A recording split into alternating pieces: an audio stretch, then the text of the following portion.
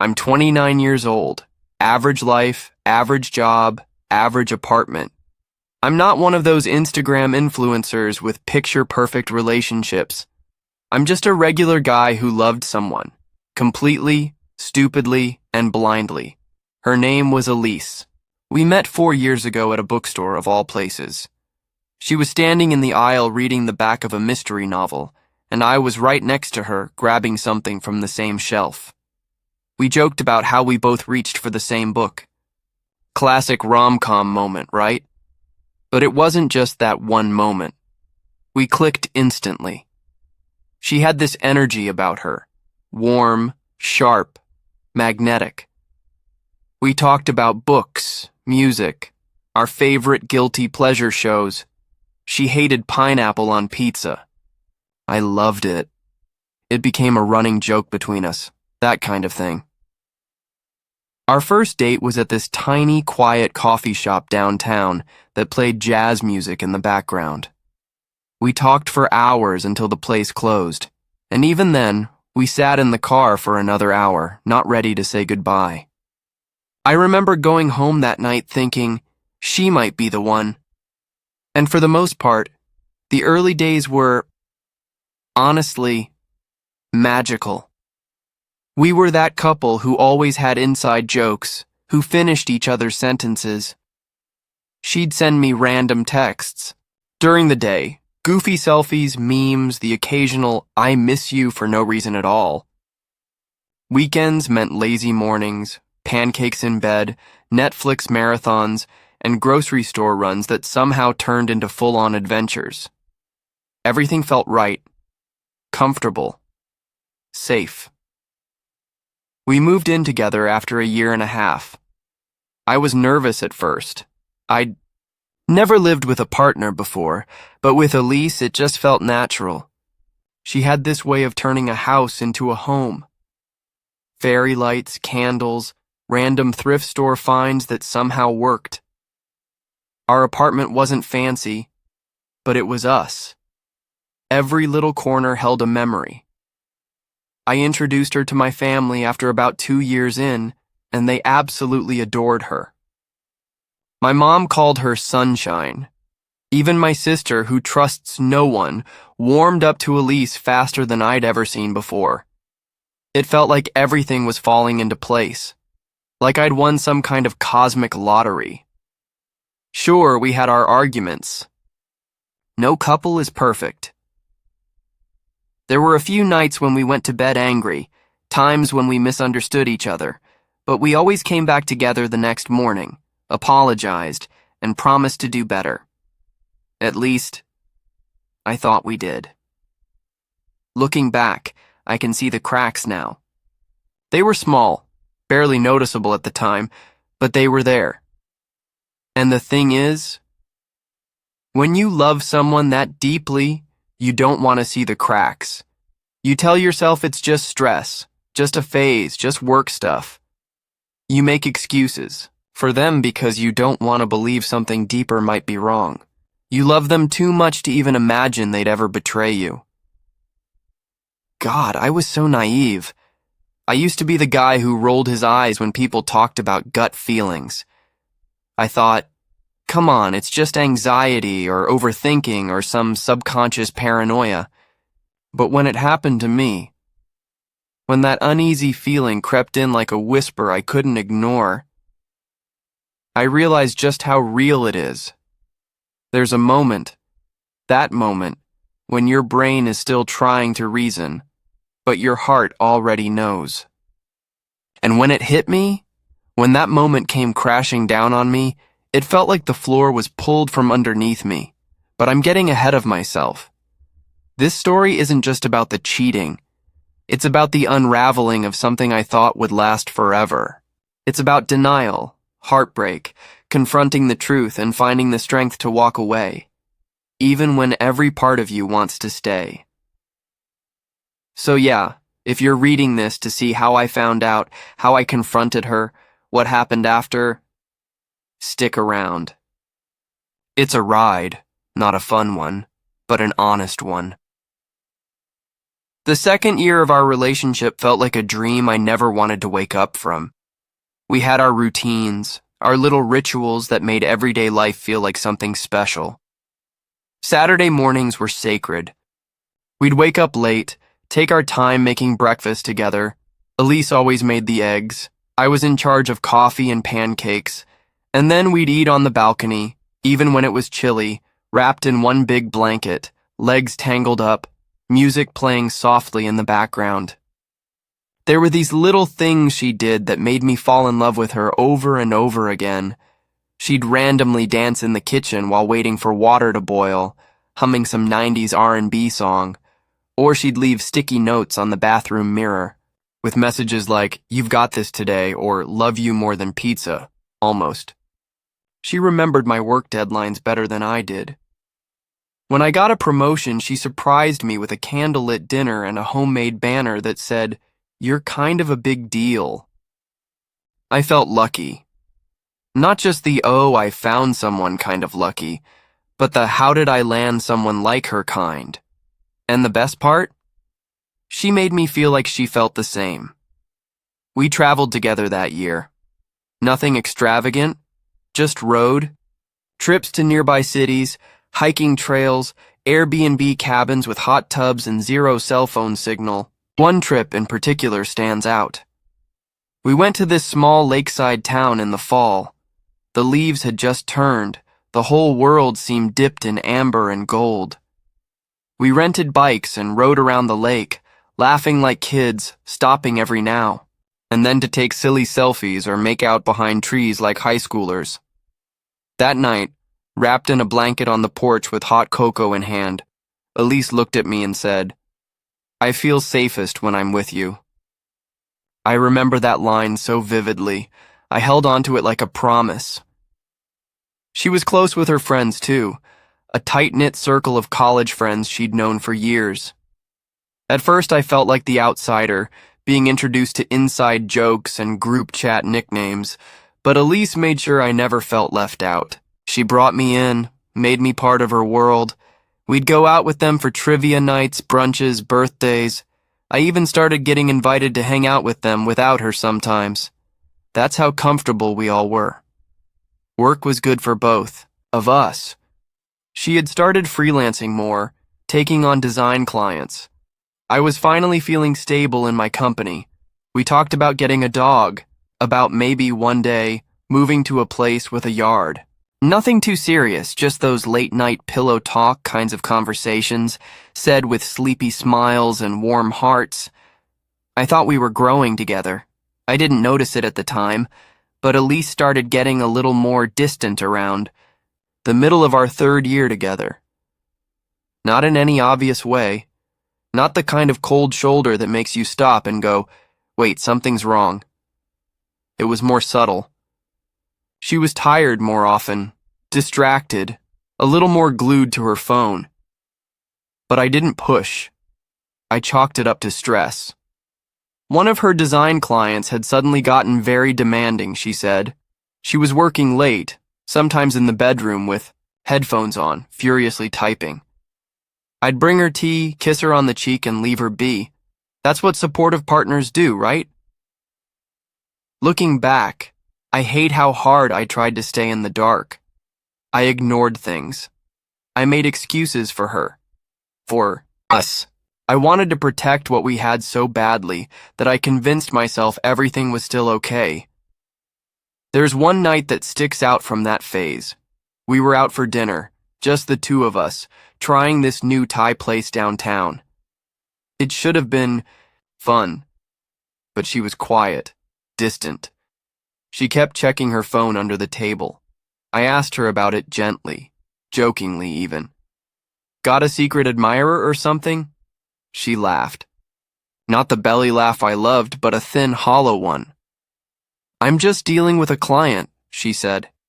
"He's being a pain. Won't stop messaging." I smiled and let it go.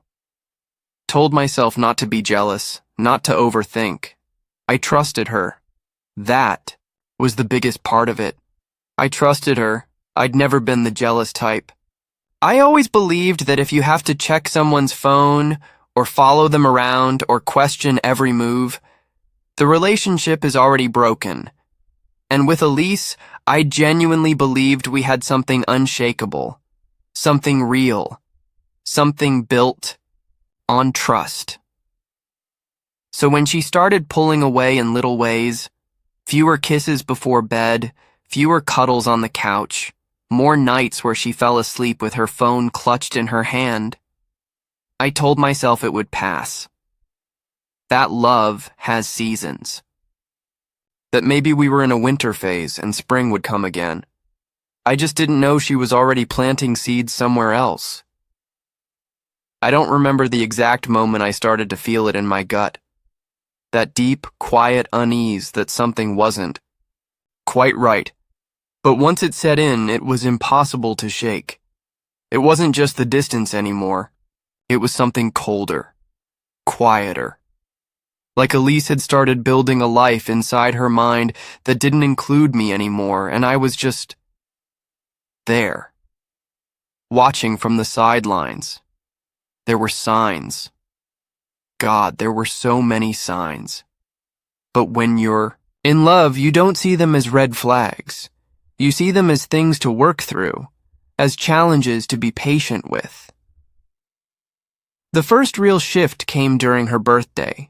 I had spent weeks planning this surprise for her, booked a weekend getaway at a cozy cabin we'd talked about for months, organized for her closest friends to meet us there the second night for a small celebration. I even bought her this vintage necklace I'd seen her admire in a shop window once. It wasn't just a gift, it was a memory, a gesture, a piece of how well I knew her. She didn't seem excited when I told her. "Oh, wow, that's really sweet," she said, staring at the booking confirmation like it was an email from a coworker. "But I'm not sure I can get away that weekend. I've got a big project deadline." I offered to move the trip. She said she'd think about it. We never went. Her birthday ended up being a dinner with just the two of us, and even then she was on her phone most of the night. I remember sitting across from her in that dimly lit restaurant, watching her smile at her, screen more than she smiled at me. I told myself it was work. It had to be work, but deep down, something started cracking inside me. Around that same time, she began going out more. Not with me, with friends from the design community, networking events, meetups, client mixers. And again, I didn't question it. I wanted to be supportive. I knew how hard she'd worked to grow her freelance career. Still, it stung when I offered to come along, and she said, "It's really more of a solo thing. You'd be bored, babe." One night, she came home later than usual. Way later. I'd fallen asleep on the couch waiting for her, and when I heard the door open around 2:30 a.m., I blinked awake and asked, "Everything okay?" She froze for a second. "Yeah," she said quickly. "Just lost track of time."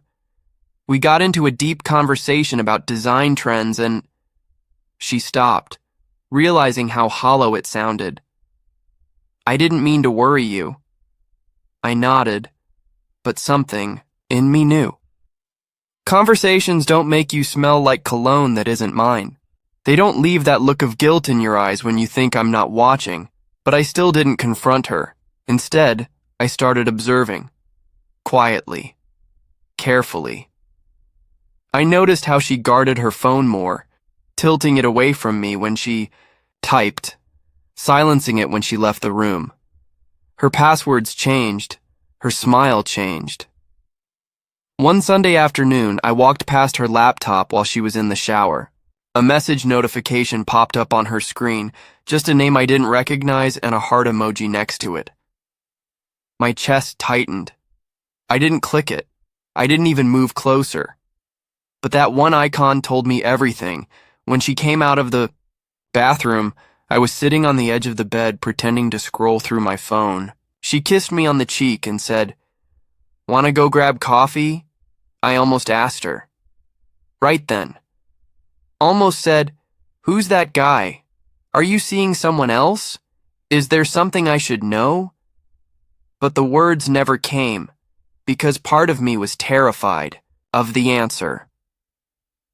The thing is, when someone you love might be lying to you, you go into this strange state of emotional paralysis. You don't want confirmation. You want denial. You want to keep things as they are just a little longer. Even if it's all fake. Eventually, I started to withdraw. Not to be petty or spiteful, but because I didn't know how to keep giving to someone who felt further away every day. I stopped planning things, stopped asking her to stay in and watch movies. I became quieter, more observant. She didn't even notice. Or if she did, she didn't care. One night, I was out with a mutual friend, Lena, someone we'd both known for years. We were grabbing drinks after work, and I guess the exhaustion on my face gave something away. She looked at me and asked, "Are you okay? You and Elise seem off lately." I tried to deflect, but Lena wasn't buying it. She leaned forward and said carefully, "I don't want to overstep, but have you ever wondered if there's someone else?" My stomach dropped. I hadn't told her anything, not a word. But hearing it from someone else's mouth made it real. Made it impossible to ignore. I went home that night and lay next to Elise, staring at the ceiling, wide awake while she slept soundly beside me.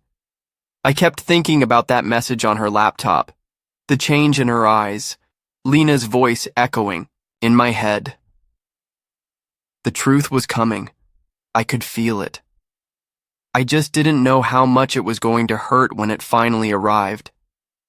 I don't know what I was hoping to find when I finally gave in to the temptation and checked her phone. I hadn't planned on doing it. I'd always believed that once you start snooping, the relationship is already over. But that night, it was like something had taken over me. Elise had fallen asleep on the couch after a long day. Her phone was next to her, screen down like always. But this time, it was unlocked. It had buzzed with a message, lighting up briefly. Can't stop thinking about last night. My hands were shaking. I picked up the phone. Heart pounding, vision blurring. I opened the message thread. The name was Mark. It wasn't a one-time thing. It wasn't even recent. The messages went back months. Photos, plans, inside jokes, voice notes, hotel, confirmations. They had a routine. He wasn't some stranger. He was someone she knew well enough to talk about me to. Screenshots of our texts, complaints about how distant I'd become, how I didn't understand her anymore, how I'd become boring. I sat there reading every single word, feeling like I'd been stabbed in the chest again and again. Betrayal doesn't always come loud or obvious. Sometimes it's in emojis, in shared memes, in little miss you, messages at 2 a.m. I didn't wake her. I couldn't even look at her. I went into the bathroom and threw up. That night, I couldn't sleep. I stayed on the edge of the bed, staring at the ceiling, wondering how the hell this became my life. Wondering how I could be lying next to someone who had been lying to me for months, pretending to love me while giving her heart to someone else. The me. Next morning, I was quiet, cold. I didn't say much, just watched her make coffee like nothing had changed, watched her smile at her phone. She caught me staring and asked, "What's wrong?"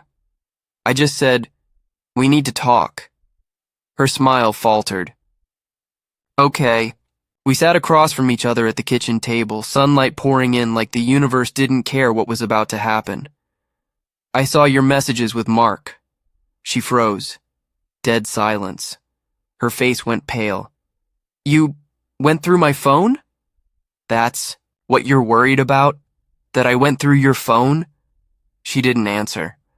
Her lips parted, but the words didn't come. I leaned forward. "How long, Elise?" She looked away, eyes glistening. I don't know. It just happened. No, I snapped. Things don't just happen. You made choices, again and again, behind my back. Tears welled in her eyes. I didn't mean to hurt you. I was confused. You and we weren't happy. And instead of talking to me, you found someone else to fill the space.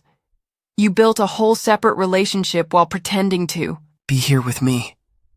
I didn't plan for it to get this far. But it did, Elise. She started crying, but I couldn't even feel sorry for her. I felt numb, like all the warmth I ever had for her had been drained out in the middle of the night and replaced with ash. I loved you, I said quietly. I was building a future with you. She sobbed. I loved you too. I still do. No, I said, standing up. You loved the idea of me. You loved what I gave you. But you didn't choose me when it mattered. She begged me not to leave. She said she was confused, that she wanted to fix it, that she'd end things with Mark, go to therapy, do whatever it took. But I didn't trust her anymore. It wasn't just the affair. It was the layered lies, the faking, the mornings she kissed me after spending the night with someone else, the way she let me question my own sanity while she snuck around behind my back. So I left. I packed a bag, took my keys, walked out the door, and as I closed it behind me, it felt like a part of me had been ripped away, but another part finally breathed again for the first time in months. The first night away from Elise was unbearable.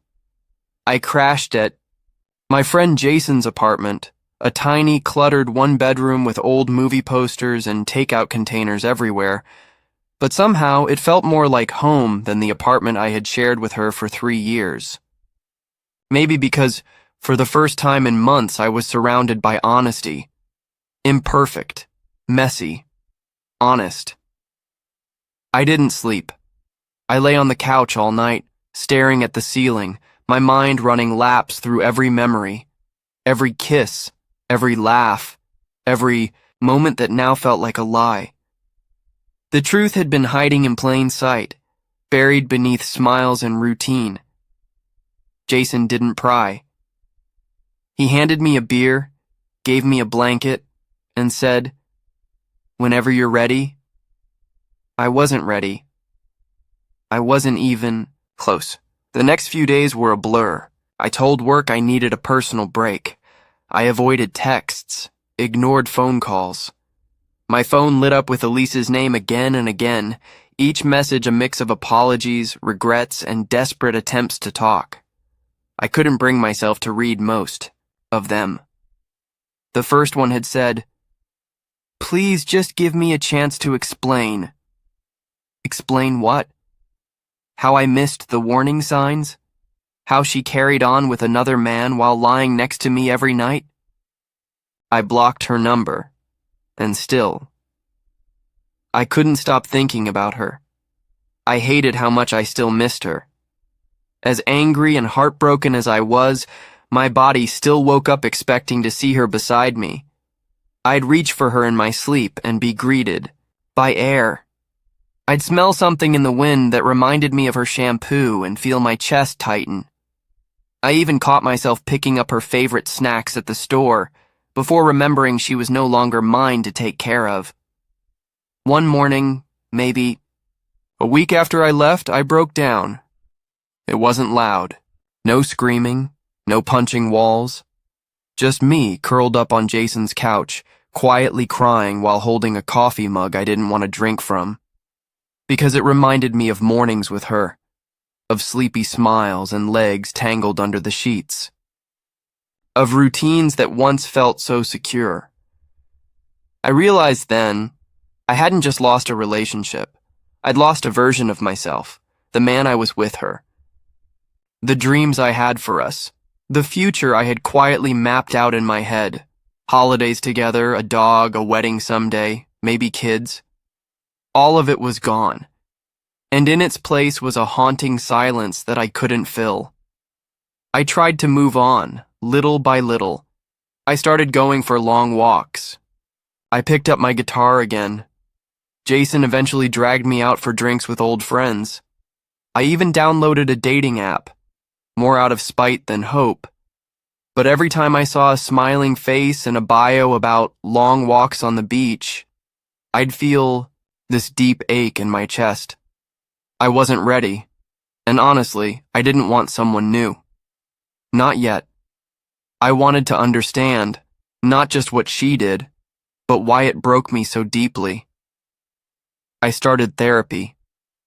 It felt weird at first, sitting across from a stranger and trying to summarize years of love and betrayal in a 50-minute session. But it helped. Slowly. Painfully. One thing my therapist said stuck with me. She said, "You're grieving not just a person, but a life you thought you had.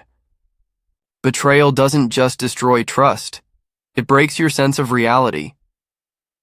That hit hard, because that's exactly what it felt like the ground I'd been standing on for years had suddenly turned to quicksand, and I was still learning how to breathe in the fall.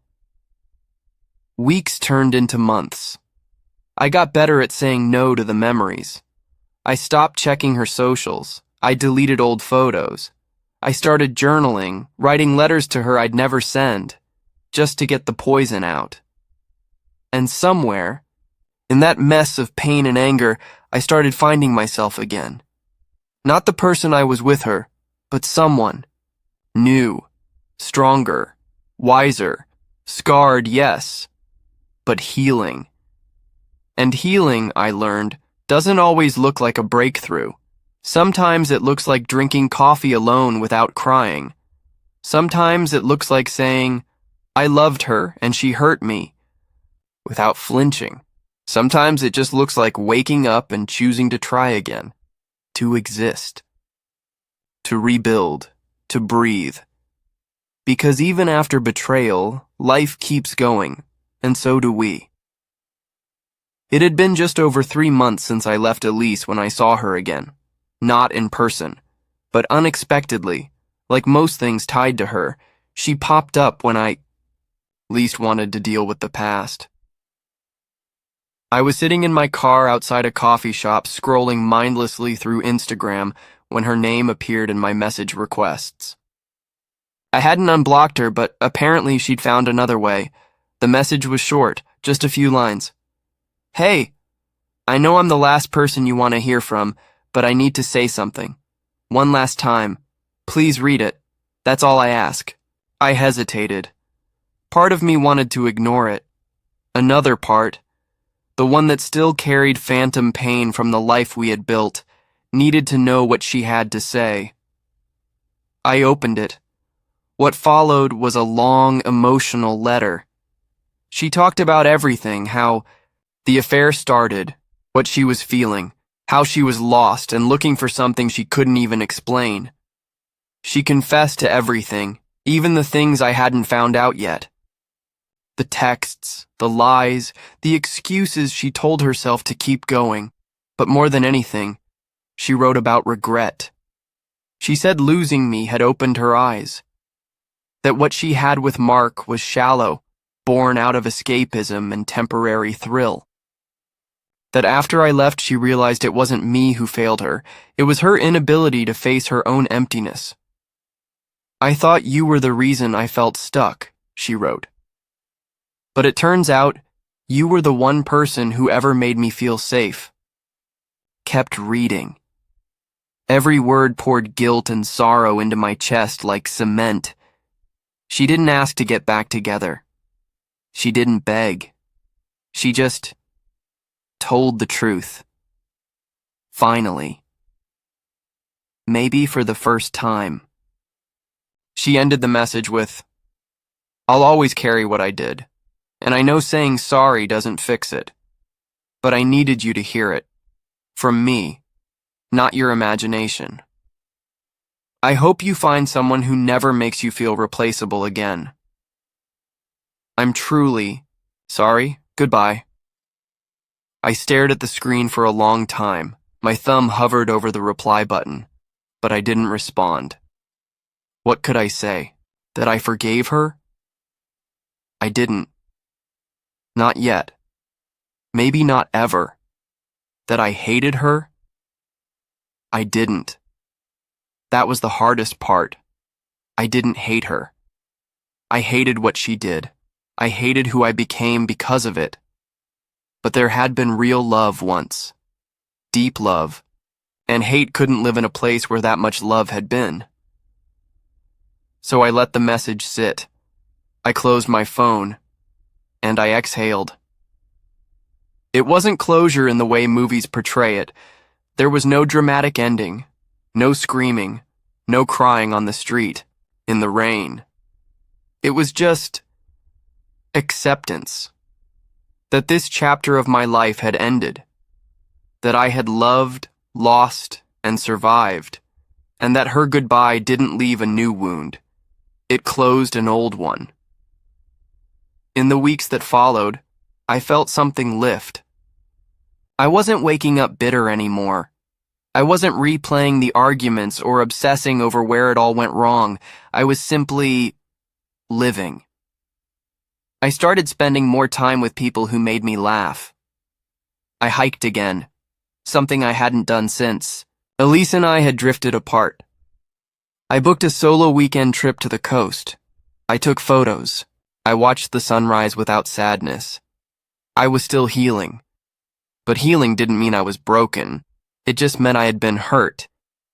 And I was learning how to carry the scar without letting it define me. And maybe, someday, I'd love again. Not because I was lonely, but because I'd learned what love is supposed to feel like by surviving what it's not. There's a strange kind of quiet that comes after a storm. Not the eerie calm before chaos, but the quiet that settles when everything's already been torn apart. And now, all that's left is you, picking through the wreckage, deciding what's still worth saving. That's what the next chapter of my life felt like. It wasn't dramatic. It wasn't loud. It was quiet mornings, long walks, cooking for one, sitting on the balcony with coffee I'd finally learned to enjoy alone. And for the first time, I wasn't rushing to fill the silence. I let it stretch, let it echo, It reminded me of the person I'd forgotten during those years with Elise. Me. I began doing things just for myself again. I made playlists with songs I loved, not the ones we compromised on in the car. I painted one wall in my new apartment a deep forest green just because it made me feel calm. I started going to the gym, not to glow up for revenge or impress someone new, but because I realized my body deserved better care than I had been giving it. I took myself on dates, dinner alone at a small Italian place, movie nights, with popcorn and no shame, even solo weekend hikes where I'd sit on a cliff for hours, just watching clouds move. And slowly, I started understanding the kind of love I'd been chasing with Elise. It wasn't really her. It was the validation, the sense of being wanted, the comfort of routine. I thought that if someone else loved me, I didn't have to do the work of loving myself. But I was wrong. That love I had given away so freely, so desperately, had to start with me. And self-love wasn't romantic or aesthetic. It wasn't bath, bombs and mantras. It was brutal honesty. It was accountability. It was sitting with guilt and shame and still choosing to treat yourself with kindness. I realized I had ignored so many red flags, not because I was stupid, but because I didn't believe I deserved more. I was afraid of being alone, afraid of starting over. So I clung to a crumbling relationship because I thought a broken togetherness was better than solitude. But solitude was sacred. It taught me resilience. It gave me clarity. And then, unexpectedly, it gave me peace. I started. writing again. Not the desperate journal entries of heartbreak, but real writing, fiction, poems, pieces of myself I'd lost. My therapist encouraged it, and soon my desk was covered in little notes and drafts. Words became my mirror. And through them, I saw myself healing. And then one day I laughed. Really laughed. Not the polite chuckle you give at someone's joke, but a full-bodied, stupid, joyful laugh that surprised even me. I was at a trivia night with Jason and a few friends. Someone had made a ridiculous joke about penguins and politics, and I lost it. Tears in my eyes kind of laughter. I remember pausing in that moment, mid-laugh, and thinking, I haven't felt this light in years. It wasn't about forgetting Elise, or pretending the pain didn't happen. It was about finally letting go of the idea that her betrayal defined me. I wasn't the guy who got cheated on. I was the guy who walked away, who rebuilt, who found himself again. And that realization, it was freedom. It's funny how love comes back into your life when you've stopped searching for it. Not when you're scrolling dating apps or scanning every room for someone new, but when you're simply living, breathing, finally whole again. That's when I met Mia. She wasn't fireworks or some grand rom-com entrance. She was warmth, ease, a slow sunrise after a long, brutal night. We met at a local bookstore, of all places, where I was flipping through a collection of short stories, and she asked if I'd ever read the author before. I hadn't, but I lied and said yes, just to keep her talking. We ended up having coffee at the little cafe next door, then lunch the next weekend, then late-night walks, no pressure, no performance, just two people sharing space, stories, silences. She never asked too much about my past, and I never unloaded it on her. It wasn't that I was hiding anything. It was that, for the first time, I didn't feel the need to bleed all over someone to prove I'd healed. I had done the work. And because of that, I approached Mia differently. I didn't try to impress her with exaggerated stories or accomplishments. I was just me. I told her when I was tired, when I needed space, when something reminded me of a past I hadn't quite forgotten, and in return she showed me what patience looked like, what softness sounded like. One night, maybe 2 months into knowing each other, we were sitting on my couch, watching a movie. Halfway through, she leaned her head on my shoulder and whispered, "You feel safe." That word, safe, hit harder than anything else, because that's what I had wanted all along. Not just someone exciting or beautiful or spontaneous, someone who felt safe. Elise had once felt like that, until she didn't. But Mia didn't have to try. She just was. I started telling her bits and pieces of what I'd been through. About Elise, the affair, the spiral, the rebuilding. Mia never judged, never interrupted with cliches. She just listened, like really listened. And when I'd pause, unsure whether I'd said too much, she'd just squeeze my hand and say, "I'm proud of you." That was it. No fixing, no pity. Just presence. One morning, months into our growing connection, she looked at me across her kitchen counter and said, "You know, you love deeply. It's in the way you talk, the way you move through the world. Don't ever lose that, even if someone once didn't know how to receive it." That made me choke up more than I'd like to admit, because Elise had made me question if loving deeply was a flaw. Mia reminded me it was a strength. I didn't fall in love with her overnight. I let it happen slowly, intentionally, with caution, but not fear. She never tried to fill the hole Elise left, because I had already filled it myself. She was just the person who walked beside me, not ahead or behind, as I stepped into a version of life that finally felt honest. And it was in those Small moments, cooking dinner together, sharing quiet mornings, laughing at nothing, that I realized I wasn't afraid anymore. Not of love, not of loss, not of trusting someone new, because I had learned the most important lesson through everything. Loving someone else starts with knowing, truly, knowing that you are enough on your own, and anything that comes after is just a beautiful bonus. I thought I was done with Elise. Truly, I did. Months had passed since I'd last thought about her in a way that made my chest tighten. Mia and I were doing well. Life had found a rhythm.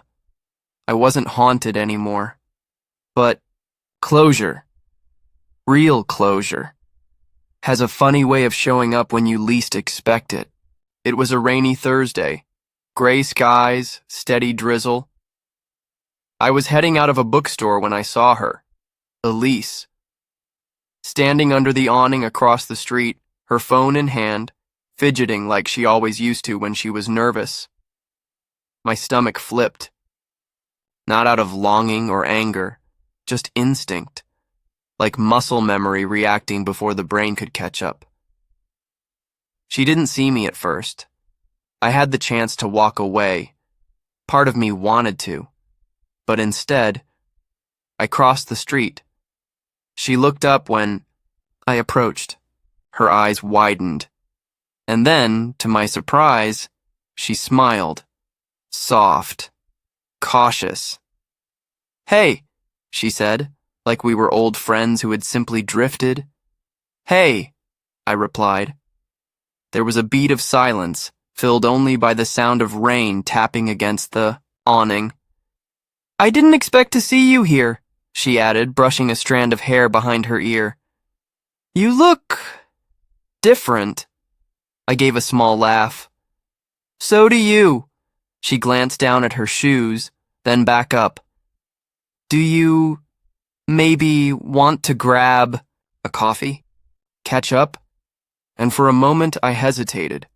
Not because I wanted to rekindle anything, not because I missed her, but because I realized I wasn't afraid of her anymore, not of her words, her presence, her power to hurt me. She was just a chapter, so I said yes. We sat in a quiet cafe nearby, talked about mundane things, work, travel, family. It was strange. Like watching a movie I used to love, only to realize it doesn't move me the same way anymore. Then, after a pause, she finally said it. "I wanted to say I'm sorry. For everything. I know I hurt you more than I ever admitted." I nodded. "You did." She didn't flinch. "I've thought about that a lot," she said. "How I lied to you. How I let things fall apart and blamed you when it was really me.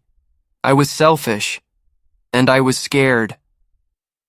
Her voice cracked just slightly, and she looked away. "I don't expect forgiveness.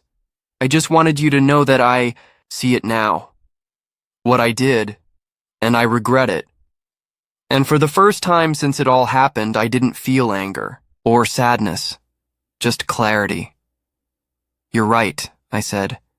"You hurt me, but I also stayed too long. I ignored my own instincts. That's on me. And I've grown since then." She nodded slowly, wiping her eye with the sleeve of her jacket. "You seem happier now." "I am." She gave a small, genuine smile. "I'm glad. Really." We parted ways after that. No promises to stay in touch. No lingering looks. Just two people who once loved each other, finally walking in different directions, untethered. As I stepped back into the rain, something inside me settled. Not because Elise had apologized, but because I didn't need it anymore. Closure wasn't a conversation. It was the life I had built without her. The peace I had created in the silence she left behind. And as the rain fell and I walked, back to Mia, back to a life rooted in truth and calm, I realized that chapter was over, and I was free.